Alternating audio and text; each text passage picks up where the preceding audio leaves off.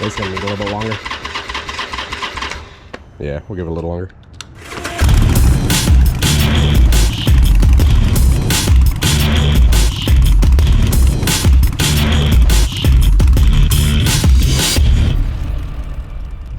What's up, Block fam? I'm in the truck today because I am going to buy a used Harley-Davidson Sportster. So in order to haul that, I kind of need the truck. Bit of an untraditional view. Usually I'm on the bike, but I can't haul a bike on a bike, unfortunately. If there's any of you guys out there that are looking to possibly buy a used Harley-Davidson Sportster and you want some information, tips, advice on what to look for during the sale whenever you go to check out the bike, hopefully this video is useful and insightful for you guys. I have made a video on how to buy a used bike previously, but it was for a sport bike and it was very, very detailed. I've bought lots of used bikes, especially Harleys and cruisers. Just figured, like I said, that I would take you guys through the process. I would imagine there's a number of you guys out there that are looking to buy these bikes, and because there is an absolute ton of them for sale on Facebook Marketplace and Cycle Trader and, you know, Craigslist and stuff like that. So you can find some really good deals on them. So be sure to just go back and forth with the seller, and if you find one, then I'm just going to be showing you guys what to look for whenever you go to check it out in person. All right, guys, so sitting in front of me here, we have a Harley-Davidson Iron 83 used. It is a 2012. The owner is actually somebody you guys have seen in videos previously. You might not remember him. He hasn't been in the videos in a bit. Been busy, but we got Jerry. Hey. You guys want to go give him a follow? There you go. There's his Instagram. You do a lot of stuff with like GoPro and drones and, yeah. Right? Yeah, mostly drones. That's what I'm known for when I was posting more often. So Right on. GoPro, got a couple awards, so that helps. That's big. Yeah, that's cool. I always remember seeing your stuff, and it's always awesome. So hey, thanks, man. Yeah, you guys go check it out. I really don't need this. I pretty much told you right off the bat that like I'm not in need of another project. Yeah. However, he offered it at a very solid price, and it'll be a good future project, and you know, we'll do some interesting stuff to it. Just so Jerry isn't completely severed with it, we are going to invite him over to turn some wrenches.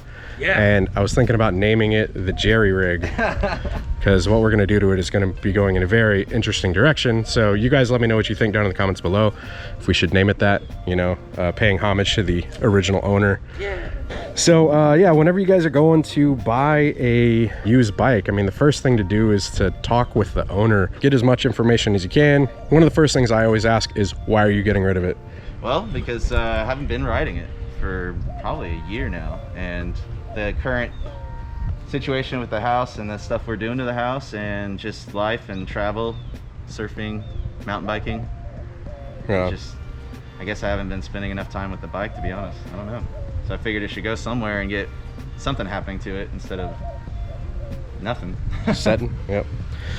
Yeah, so one of the things he had said was that it was just kind of setting. If you're not riding it and it's just kind of chilling on it, that's probably one of the worst things you can do for a bike, is to just kind of let it sit, especially if you don't like store it properly. I've got a couple that are chilling in storage, but you know, it's like you got to get like non-ethanol gas in them, make sure the batteries are like disconnected, and like the first thing, I mean, you're just gonna like walk around it and just kind of, you know, if there's anything that stands out. Like the first thing that I saw was the front tire.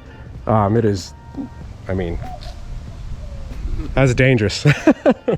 Dangerous to ride on those for sure. And the rear tire, so it does need a new set of tires. Even if the tires had a ton of tread left, the fact that it's a 2012 and as of me recording this video it is 2021, it would still need new tires, even if they looked brand new and only had a few hundred miles on them, just because tires have a shelf life.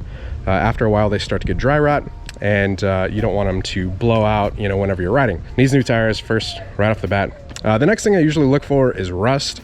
It was garage kept, so, but he did use it as his daily. Yep. It's got 22,000 miles on it, so he's in Florida. There's no salt on the road, so we don't have to worry too much about that, but it does rain like during the summer every day. Okay. So he rode through the rain, which, you know, that's going to cause rust in some areas. No big deal. So you've got a little bit of rust in the bolts here, a little bit of rust right there, and it just looks surface. It's not like pitted too much. He leaned pretty good, which that's not a big deal either, because it's on the heat shield, so it's easily replaceable if we stay with that exhaust. There's not really any rust on the frame. There's a couple scratches here, but there's no, I mean, obviously no rust there, but that can easily be touched up. And then, you know, looking further into it, there's nothing around the exhaust flanges. A little bit of rust around here, the plugs, but those are easily replaceable. I asked him how long it's been since he's run it. He said probably about 6 months, which for me is a concern for the gas. So basically at this point, so the bike is dead, which we've talked about. The battery doesn't have a charge, so it won't crank, which in this case is actually pretty good because we don't want the gas that's in there. Basically, you get pumped through the lines, through the fuel pump, through the lines, through the injectors. It's just one of those things you guys should keep in mind if it has been setting a while. Ethanol tends to gum up after it sets for a while, and once it gums up and gets into the lines or your fuel pump or the injectors, it can absolutely wreck your fuel system. So we're gonna throw some good gas in there first, swish it around a bit. You wouldn't happen to have a pump, would you? Maybe so we can get the stuff that's in there out? Nah. To be continued. All right, guys, day 2, we are back. Didn't start it up any of that stuff because we wanted to get some good gas in it. So here we have some fresh 110 octane ethanol free race gas. We got a fuel pump, which awesome fuel pump, link to Amazon below, and a siphon and a jumper, and the most important, octane. All right, guys, so there wasn't much gas in here, so we basically, you know, put this in, tried to siphon, and there's just nothing really happening. Like the tip of the hose is barely wet. So yeah, at this point we just put some of that good in it. All right. Bloop.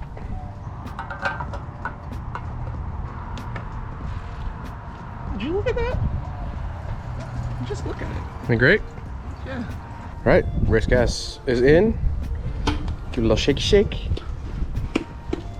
I'll just let it set for a little bit. In that little bit, we can go ahead and jump it. We'll hook up the jumpers. Yes, sir. All right, guys, so we got the battery pulled out. Now we're gonna go ahead and hook up the tender to it. All right, so this hasn't been turned in, what'd you say, 6 months? It's gotta be 6. Like 6 months. So, as you know, once you turn it, the fuel pump primes, so fingers crossed. Good. It's a good sound. You wanna hit the start? Oh shoot, it's on me. Make sure that doesn't fall. It's gonna need a little bit longer. All right, guys, pulled the life battery from my iron. We got full charge. And we're gonna remove this one, throw this one in. It's crazy how light these things are. And we'll see if it cranks.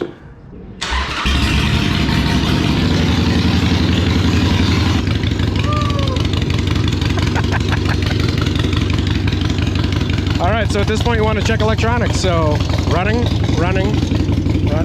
left signal, right signal, works, left signal, works, high beam, low beam, good, brake lights, electronics all good, seems to be running all right, sounds good. So we're gonna get this cover back on, and then I'm gonna go take it for a ride, and we're gonna check the rotors and stuff.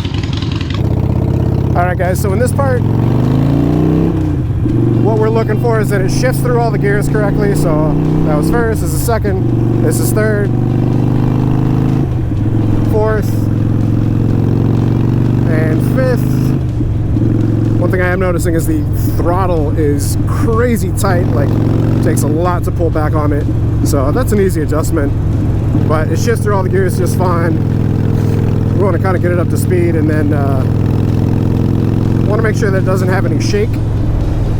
So that's good. The bars are totally fine, which means the wheels aren't bent and they're balanced. And then you also want to, like, you know, downshift through the gears, but then apply brake as well. So you're gonna want to like get on rear brake to feel it. And if there's any like jutteriness, that means the rotors are warped. So I'm getting on the brake. There's no juddery feeling at all. Forgot to check the indicators here, so right indicator works there. Getting on the front brake, there's no vibration, no jutteriness, like I was saying. You can kind of shake back and forth to feel if the neck bearings are loose at all, which it feels nice and tight. So neck bearings feel fine.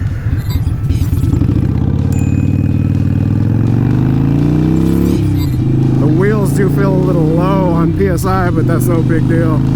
They're also flat spotted, so it needs new tires. So I guess tires, I mean.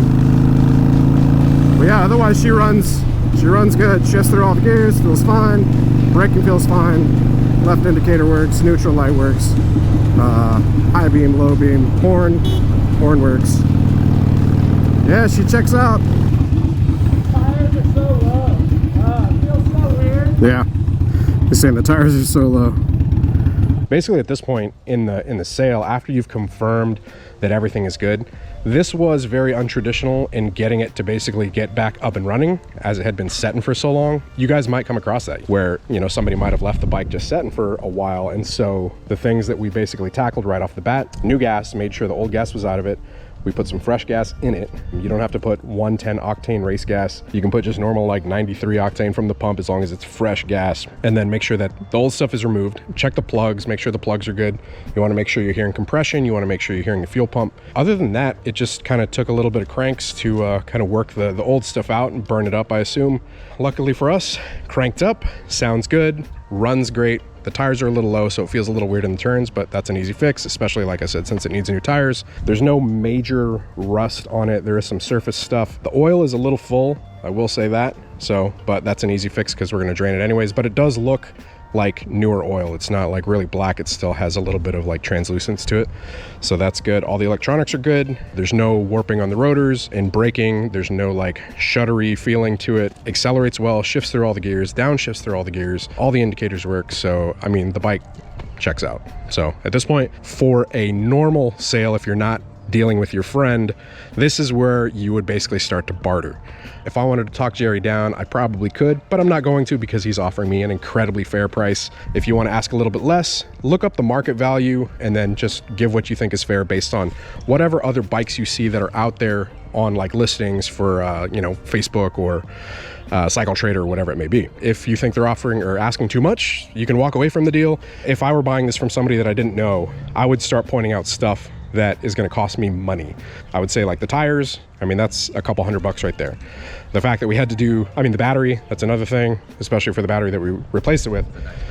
Yeah, it's the lithium battery, which, I mean, that's not going to be normal, but, you know, replacing the battery, that's, I don't know, what is a battery at Harley-Davidson, like $100 or something? I would assume 120. Yeah, Harley. right? So like if you're actually looking for a Harley-Davidson brand battery, you're looking at the cost of that. So like normally I would say like, hey, okay, cool, like I want to buy the bike. This was my budget. However, to get it to a point of where I can ride it, because I want to ride it, I have to replace the tires. I have to replace, you know, I have to get new fluids. I have to get new oil. I have to get a new battery. And that's going to cost me, you know, X amount of money. Will you work with me and take that off of there so that I can get it fixed and up and running? That's what I would say in a sale. Beforehand, you should ask if they have the title. He does have the title in hand. If they don't have the title in hand, it's a little bit more of a pain in the ass for the sale. But whatever that price is that you put down on the title, you're going to pay tax for. So just as a heads up. Big thanks to Jerry for letting me film the video. I appreciate you, man. Thanks for letting me get it going, and I had a nice last ride. Do you want to take it again? We got to get a rolling shot of you like leaving on it. You got to at least get through like one through 5 gears. Okay. Hope you guys found the video useful. If you did, hit the like button. Helps out the channel a lot. If you guys aren't subscribed, hit subscribe. Hit the bell icon as well so it sends you notifications of future uploads and activity. Until next time, ride safe, stay vigilant. Hit up your friends for good deals. Sometimes they got some really good deals for you. Appreciate you, man. And until next time, catch you guys in the next one. Peace.